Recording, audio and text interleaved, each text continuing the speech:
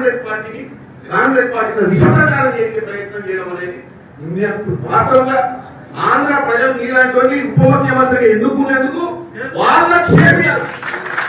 ఎందుకంటే నువ్వు ప్రజా సమస్యల మీద మాట్లాడాలి, పొలిటికల్ పార్టీని అటాక్ చేసి బేస్లెస్ గా మాట్లాడటం ఎవరినో కృషి చేయడానికి ఈ దరిద్రం మాటలు మాట్లాడతారు పవన్ కళ్యాణ్ గారు చెప్తారు.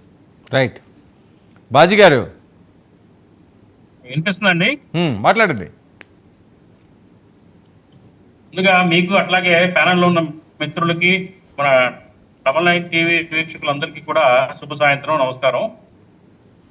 పవన్ కళ్యాణ్ గారు మాట్లాడారు, కాంగ్రెస్ వాళ్ళందరూ కూడా పాకిస్తాన్ మీద ప్రేమ చూపిస్తున్నారు అనేది చాలా పెద్ద అపవాదు వేశారు కాంగ్రెస్ పార్టీ మీద.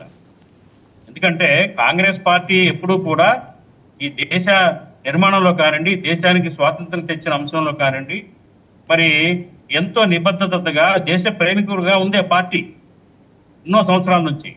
అలాంటి పార్టీ మీద ఎవరో ఏదో వాగాడని చెప్పేసి దాన్ని బేస్ చేసుకొని టోటల్ పార్టీకే దాన్ని అట్రిబ్యూట్ చేయడం అనేది కరెక్ట్ కాదండి. ఎందుకంటే అసలు ఈ ఇన్సిడెంట్ జరిగిన తర్వాత మొట్టమొదటిగా మరి కాంగ్రెస్ పార్టీ అగ్రనాయకత్వం రాహుల్ గాంధీ గారు కానివ్వండి, మల్లికార్జున ఖర్గే గారు కానివ్వండి, సమావేశం ఏర్పాటు చేసుకొని ముందు ఖండించారు. అలాగే అఖిలపక్ష సమావేశం ఏర్పాటు చేయమని చెప్పేసి సూచించారు. ఆ అఖిలపక్ష సమావేశంలో ఏం చెప్పారండి, ప్రధానమంత్రి కానీ ప్రభుత్వం కానీ ఏ నిర్ణయం తీసుకున్నా మేము కట్టుబడి ఉంటాం, మేము సపోర్ట్ ఇస్తామని చెప్పారు.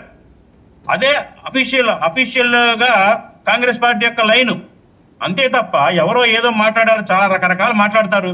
దాన్ని బేస్ చేసుకొని కాంగ్రెస్ పార్టీ ప్రేమికు ఉంటే పాకిస్తాన్ మీద ప్రేమ ఉంటే వెళ్ళిపోండి దేశం వదిలిపెట్టి అనే వ్యాఖ్యలు అనేది కరెక్ట్ కాదది.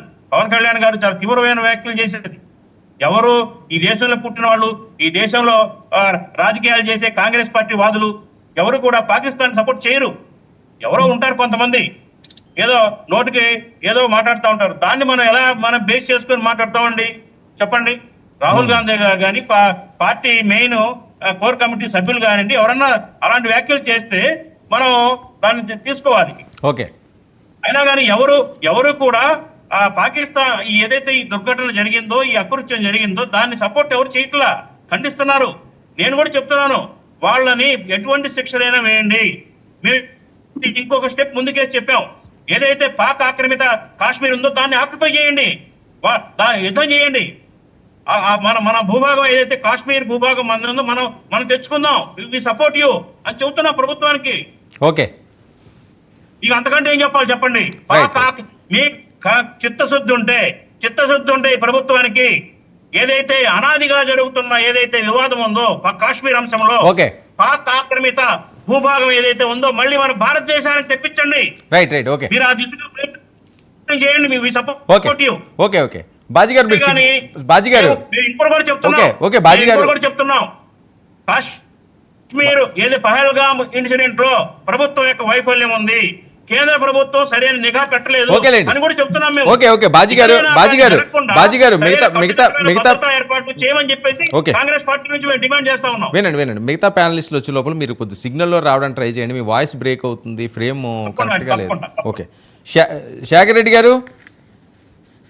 నమస్తే అండి వర్మ గారు, మీకు అలాగే తోటి ప్యానలిస్ట్ కి 99 టీవీ వీక్షకులందరికీ కూడా. ఈ రోజు బాగా వైరల్ అవుతున్న అంశం ఇది. తర్వాత జగన్మోహన్ రెడ్డి గారి దగ్గరికి వద్దాము.